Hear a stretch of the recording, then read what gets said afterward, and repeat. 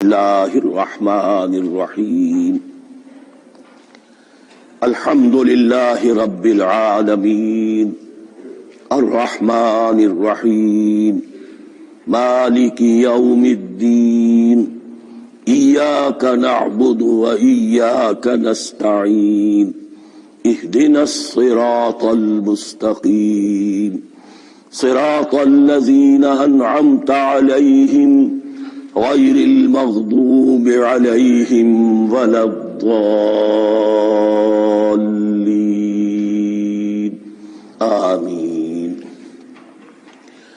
رب اشرح لی صدری ویسر لی امری واحلل عقدۃ من لسانی یفقہوا قولی۔ اللہم ربنا الہمنا رشدنا واعذنا من شرور انفسنا۔ اللهم ارنا الحق حقا وارزقنا اتباعه وارنا الباطل باطلا وارزقنا اجتنابه۔ اللهم ربنا يسر لنا امورنا كلها واتمم لنا بالخير وتقبل منا فانك خير المتقبلين آمین یا رب العالمین۔ معزز حاضرین اور محترم خواتین، ہم اللہ کے نام سے اس سال کی نماز تراویح کے ساتھ دورہ ترجمہ قرآن کا آغاز کر رہے ہیں۔ اس سے پہلے میں عرض کر چکا ہوں کہ اب میری عمر بھی کافی ہو چکی ہے، قمری حساب سے 68 برس مکمل ہو چکے ہیں، اور مختلف قسم کے عوارض بھی مجھے لاحق ہیں، اور بہت سے احباب نے اور رفقا نے مشورہ دیا تھا کہ میں اتنا بڑا بوجھ اپنے ذمے نہ لوں، لیکن میں نے خالصتاً توکلاً علی اللہ اس کی ہمت کی، اس کا ارادہ کیا، اس کے لیے اہتمام بھی خصوصاً ہوا ہے۔ مجھے اندازہ ہے کہ اب میرے خیالات کی جو رو ہے وہ اب اتنی تیز نہیں ہے جتنی کبھی ہوا کرتی تھی۔ کراس ریفرنسز بھی جو ہیں قرآن حکیم کے وہ اتنے مستحضر نہیں ہیں جتنے کبھی ہوتے تھے، بلکہ واقعہ یہ ہے کہ میری زبان بھی بعض اوقات لڑکھڑاتی ہے، اس لیے کہ مجھے جو ادویات استعمال کرنی پڑتی ہیں ان کا اعصاب پر بھی اثر ہوتا ہے، اور جو ہمارے اعضائے رئیسہ ہیں ان پر بھی اثر ہوتا ہے۔ بہرحال ان سب کے علی الرغم اللہ کا نام لے کر آغاز کر رہے ہیں۔ میری انتہائی نگارش یہی ہے، تیرے نام سے ابتدا کر رہا ہوں۔ ابھی میں نے سورہ فاتحہ کی تلاوت کی اور آپ نے سماعت فرمائی۔ یہ سورہ مبارکہ مصحف کے اعتبار سے تو پہلی سورت ہے ہی، سب کو معلوم ہے، لیکن یہ بھی نوٹ کر لیجئے کہ یہ نزول کے اعتبار سے بھی سب سے پہلی مکمل سورت جو حضور پر نازل ہوئی وہ یہی ہے۔ اس سے قبل متفرق آیات نازل ہوئیں، 5 آیتیں سورہ علق کے آغاز میں، کچھ آیتیں سورہ قلم یا سورہ نور کے آغاز میں، کچھ آیتیں سورہ مزمل کی ابتدا کی، کچھ آیتیں سورہ مدثر کے آغاز کی۔ 5ویں وحی تقریباً اس پر اجماع ہے کہ یہ سورۃ الفاتحہ کی ہے، اور یہ مکمل سورت ہے جو حضور پر نازل ہوئی۔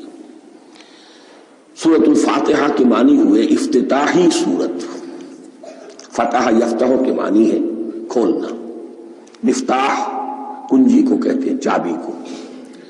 تو یہ اوپننگ سورہ آف دی قرآن، قرآن حکیم کی افتتاحی سورت۔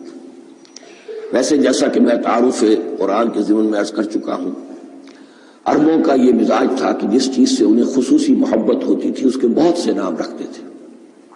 اس کے بھی بہت سے نام ہیں۔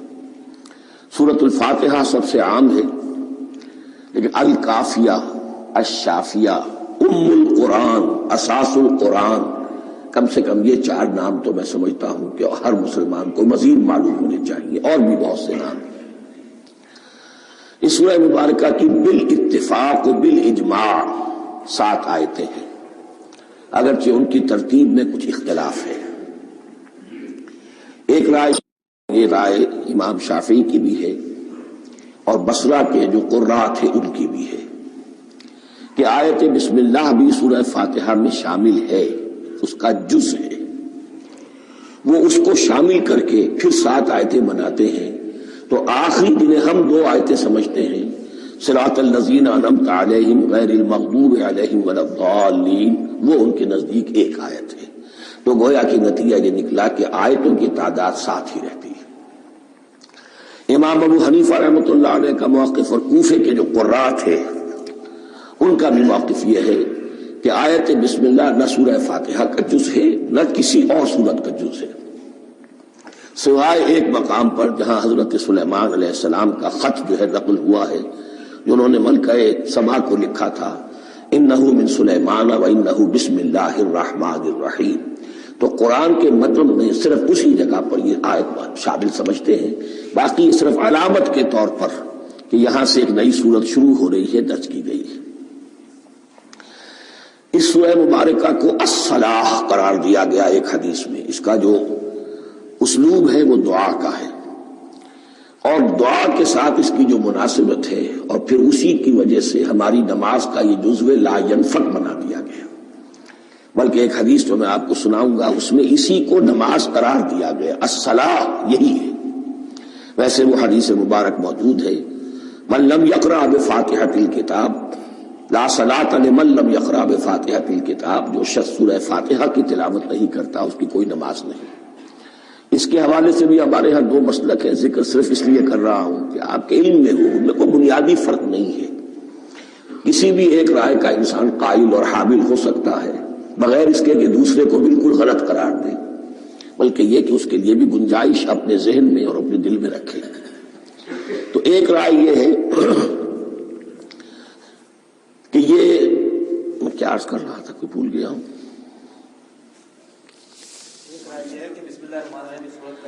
جی، اور دوسری آیت یہ ہے کہ اس کا حصہ نہیں ہے۔ اسی اعتبار سے یہ کہ یہ سورہ مبارکہ نماز میں پڑھی جانی ضروری ہے، لا صلاۃ لمن لم یقرأ بفاتحۃ الکتاب۔ البتہ یہ اختلاف ہے، یہ بات جو میں ذکر کر رہا تھا جو ذہن سے نکل گئی، کہ آیا مقتدی جو ہے امام کے پیچھے کھڑا ہو کر جب نماز پڑھ رہا ہو تو کیا اس صورت میں بھی اس کے لیے لازم ہے کہ سورہ فاتحہ پڑھے؟ اس میں 2 رائے ہو گئی، بلکہ 3۔ ایک رائے انتہائی ہے اور وہ فقہ حنفی کی طرف منسوب ہے کہ اگر آپ امام کے پیچھے مقتدی کی حیثیت سے نماز پڑھ رہے ہیں تو کسی بھی رکعت میں آپ سورہ فاتحہ نہیں پڑھیں گے۔ ایک دوسری بالکل برعکس رائے ہے، وہ امام شافعی رحمۃ اللہ علیہ کی ہے کہ ہر حالت میں چاہے امام جہری رکعت پڑھا رہا ہو جس میں وہ بلند آواز سے سورہ فاتحہ پڑھ رہا ہو، اور چاہے وہ سری رکعت ہو، ہر حالت میں مقتدی کو بھی پڑھنی ہے۔ ایک تیسری رائے بین ہے، وہ امام مالک کی ہے رحمۃ اللہ علیہ، کہ جو سری رکعت ہے جس میں کہ امام بھی خاموشی سے پڑھ رہا ہے مقتدیوں کو بھی پڑھنی چاہیے۔ جو جہری رکعت ہے جس میں کہ امام بلند آواز سے پڑھ رہا ہے اس میں مقتدیوں کو خاموش رہ کر پوری توجہ جو ہے سننے پر صرف کر دینی چاہیے۔ اذا قرئ القرآن فاستمعوا له وانصتوا، جب قرآن پڑھا جا رہا ہو تو پوری توجہ اس کے پڑھنے پر مرکوز کر دو اور خود خاموش رہو۔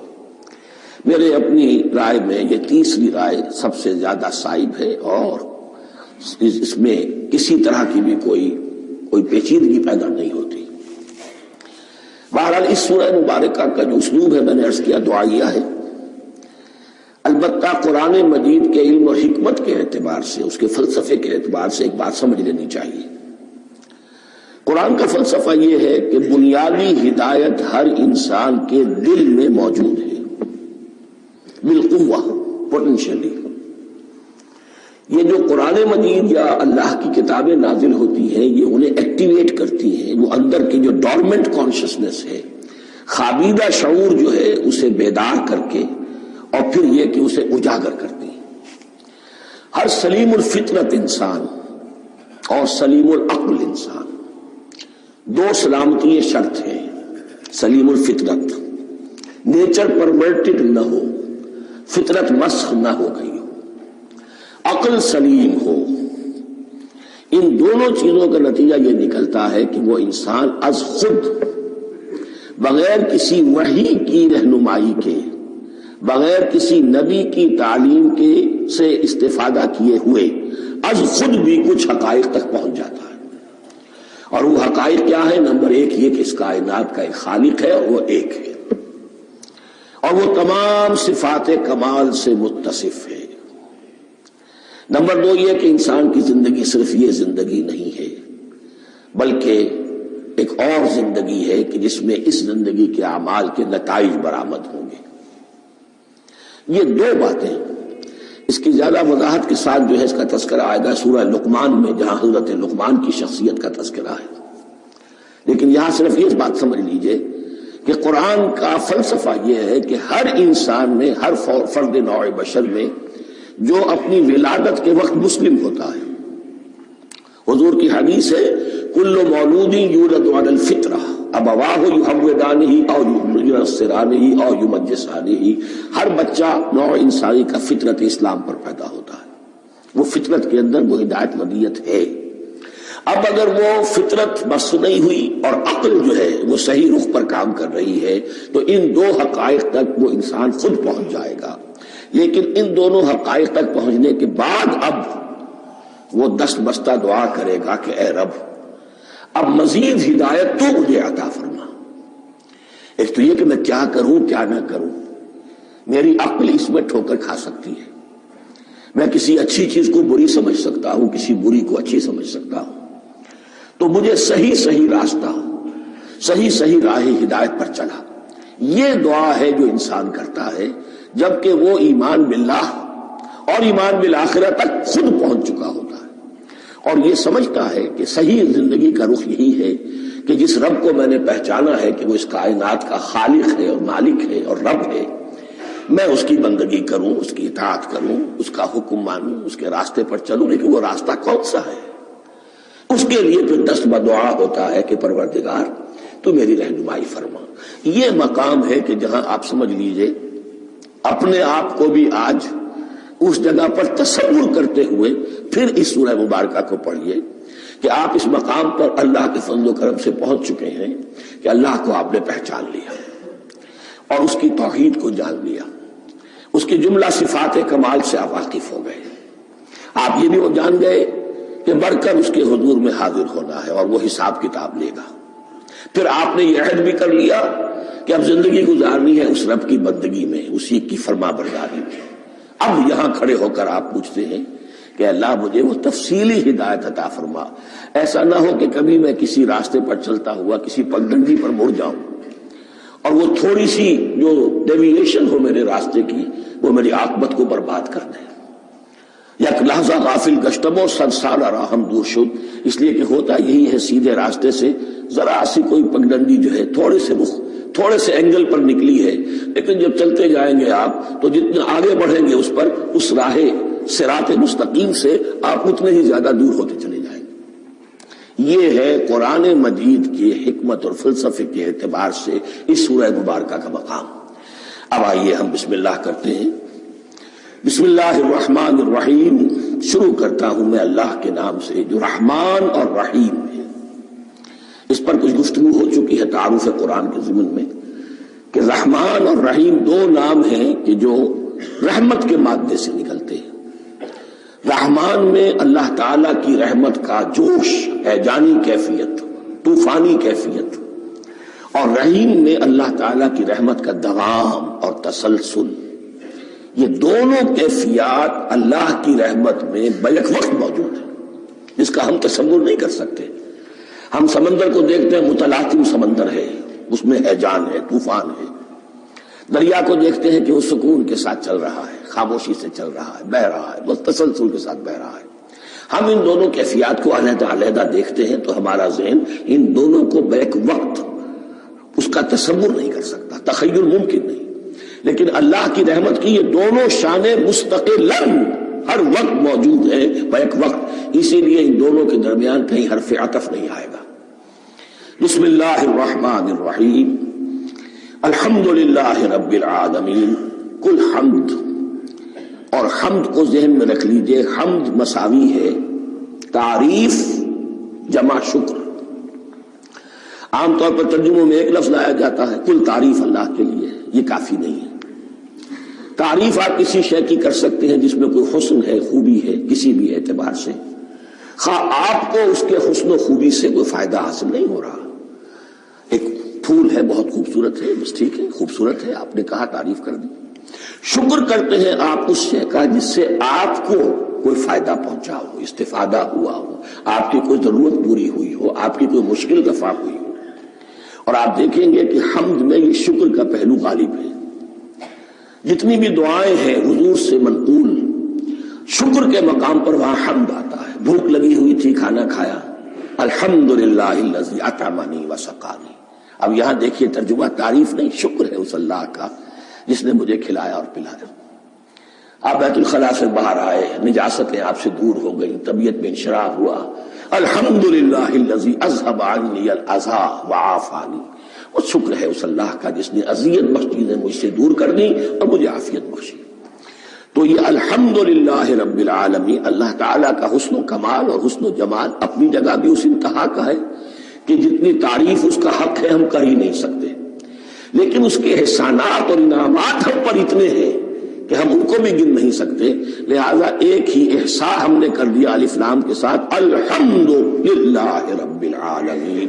تمام تعریفیں اور کل شکر اللہ کے لیے ہیں کہ جو تمام جہانوں کا پروردگار ہے، رب ہے، مالک ہے۔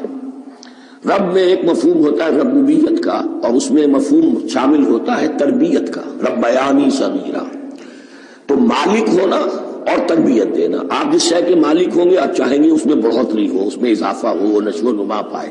تو یہ دونوں چیزیں آپس میں ایک دوسرے کا جڑی ہوئی ہیں، پروردگار بھی اور مالک بھی۔ عام طور پر عربی میں رب کا لفظ مالک کے لیے آتا ہے، رب البیت، رب الدار، رب المال۔ تو مالک وہاں پر ظاہر بات ہے کہ اس سے مراد کیا ہے، مال والا، گھر والا، گھر کا مالک۔ تو کل شکر اور کل تعریف اس اللہ کے لیے ہے جو تمام جہانوں کا مالک بھی ہے اور پروردگار بھی ہے۔ الرحمن الرحیم، رحمان ہے اور رحیم ہے۔ اب دوبارہ اس کی میں وضاحت نہیں کروں گا۔ مالک یوم الدین، یوم دین کا مختار مطلق ہے۔ دین عربی زبان میں کہتے ہیں بدلے کو، دناہم کما دانو، کما تدینو تو دانو۔ یہ کہاوت ہے، جیسے اردو میں ہم کہتے ہیں جیسا کرو گے ویسا بھرو گے، کما تدینو تو دانو۔ تو یہ ہے بدلہ، اس کا بنیادی مفہوم جو ہے وہ بدلہ ہے۔ تو بدلے کا ایک دن ہے جس دن فیصلہ ہوگا کہ کون کیا کما کر لایا ہے اور اسے کیا بدلہ ملنا چاہیے۔ آیا اس کا برائیوں کا پلڑا بھاری ہے کہ اسے سزا ملنی چاہیے، یا اس کی حسنات اور نیکیوں کا پلڑا بھاری ہے کہ اسے جزا ملنی چاہیے، اس کا انعام اور اکرام کے ساتھ معاملہ کیا جانا چاہیے۔ وہ ایک دن ہے، اسے ہم یوم القیامہ کہتے ہیں۔ اور لیکن اصل بات جو یہاں کہی گئی، یعنی ایک جملے میں تین باتوں کا اعتراف ہو رہا ہے۔ بعث بعد الموت، ایک دن آئے گا کہ ہم مرنے کے بعد تمام انسان اٹھا لیے جائیں گے، پھر حساب و کتاب، پھر اللہ کے ہاں حاضری ہوگی اور حساب کتاب ہوگا۔ اور تیسرا یہ کہ اس حساب کتاب کے دن کا مختار مطلق اللہ ہے، یعنی کسی اور کو اپنے ذہن میں سہارا بنا کر آپ زندگی گزاریں کہ وہ مجھے چھڑا لے گا، یا وہ ہستی جو ہے اتنی زوردار ہے کہ وہ مجھے بچا لے گی، اس سے اپنے دل کو، اپنے ذہن کو بالکل پاک کر لیجئے۔ مالک یوم الدین، ایک دوسری جگہ پر قرآن میں آیا ہے، اس روز کوئی پکارنے والا پکارے گا، لمن الملک اليوم للہ الواحد القہار، آج کے دن کس کا اختیار مطلق ہے؟ اور پھر کہا جائے گا اللہ کے لیے، الواحد قہار، جو پوری طرح چھایا ہوا ہے، مستولی ہے۔ تو مالک یوم الدین، جو جزا و سزا کے دن کا مالک ہے۔ اب یہاں سے کلام ایک رخ بدل رہا ہے۔ ابھی تک تو یہ غائبانہ انداز میں کلام ہو رہا ہے، اللہ سے خطاب نہیں آیا اس میں ابھی۔ الحمدللہ رب العالمین الرحمن الرحیم مالک یوم الدین۔ اب خطاب ہے، ایاک نعبد و ایاک نستعین، ہم صرف تیری ہی بندگی کرتے ہیں اور کریں گے، اور ہم صرف تجھ ہی سے مدد مانگتے ہیں اور مانگیں گے۔ یہ ترجمہ میں کیوں کر رہا ہوں کہ یہ فعل مضارع ہے۔ عربی زبان میں فعل مضارع حال اور مستقبل دونوں کو کور کرتا ہے۔ ایاکا کا جو ہے مفعول فاعلی جو ہے، مفعول جو ہے اس میں ضمیر مفعولی اسے پہلے لا کر حشر کا مضمون پیدا ہو گیا۔ ہم تیری بندگی کرتے ہیں نہیں، ہم تیری ہی بندگی کرتے ہیں اور کریں گے۔ حال میں ترجمہ کیجئے تو یہ اظہار حال ہے، اور مستقبل میں ترجمہ کیجئے تو یہ ایک عہد ہے، قول و قرار ہے، بہت بڑا معاہدہ ہے۔ وَإِيَّاكَ نَسْتَعِينُ، اور صرف تجھ ہی سے مدد مانگتے ہیں اور مانگیں گے۔ اس میں بھی حال کا ترجمہ اظہار حال، اللہ کرے کہ واقعی ہمارا حال وہی ہو، جب ہم یہ الفاظ کہتے ہیں تو واقعتاً ہم اس پر پورے اتر رہے ہوں کہ اسی کی بندگی کر رہے ہوں اور اسی سے ساری استعانت اور استمداد کر رہے ہیں۔ جہاں تک مستقبل کا تعلق ہے وہ پھر ایک عہد ہے، اہدنا الصراط المستقیم، یہ مقام وہ آ گیا کہ یہاں تک تو اے پروردگار ہم پہنچ گئے تیرے فضل سے، تیرے کرم سے۔ فطرت سلیمہ بھی تیری عطا کردہ تھی، عقل سلیم بھی تیری ودیعت کردہ تھی، ان دونوں کی روشنی سے ہم یہاں تک تو پہنچ گئے۔ اب ہماری جو ضرورت ہے، احتیاج ہے، وہ کیا ہے؟ اہدنا الصراط المستقیم، ہدایت بخش ہمیں سیدھے راستے کی۔ یہاں دو باتیں سمجھ لیجئے، انفرادی سطح پر انسان کے لیے نہ معلوم کتنے مرحلے آتے ہیں ہر روز کہ جس میں وہ ایک چھٹک کر کھڑا ہو جاتا ہے، یہ کروں یا یہ کروں، دو آلٹرنیٹو سامنے آ رہے ہیں، فیصلہ کرنا مشکل ہو رہا ہے، قدم قدم پر ہدایت کی ضرورت ہے۔ اور اجتماعی طور پر نوع انسانی تین بڑے بڑے تمدنی مسائل میں واقعہ یہ ہے کہ تسلیم کر لیا جانا چاہیے کہ عقل انسانی اس کو راستہ نہیں دکھا سکتی۔ عام معاشرتی سطح پر مرد اور عورت کے درمیان حقوق اور اختیارات کا کیا توازن ہو، ناممکن ہے، انسان طے نہیں کر سکتا۔ انسان یا مرد ہے یا عورت ہے، عورت سوچے گی اپنے لحاظ، اپنے جذبات کا، اپنے خیالات کا لحاظ رکھے گی، مرد کے جذبات و احساسات کا اسے کوئی تو اس کا کوئی تصور ہی ممکن نہیں۔ مرد سوچے گا اسے اپنے احساسات معلوم ہے، لیکن یہ کہ عورت کے احساسات سے وہ نابلد ہے، ان کو محسوس کر ہی نہیں سکتا، لا محالہ وہ اپنے بارے میں وہ جو بھی نظام بنائے گا اس میں وہ اپنی بالادستی رکھے گا۔ وہ تو ایک ہی ہستی ہو سکتی ہے کہ جو دونوں کی خالق ہے، مرد کی بھی عورت کی بھی، اور اس کو دونوں سے محبت ہے، دونوں کا خیر خواہ ہے، دونوں کا رب ہے، دونوں کو پروان چڑھانا چاہتا ہے۔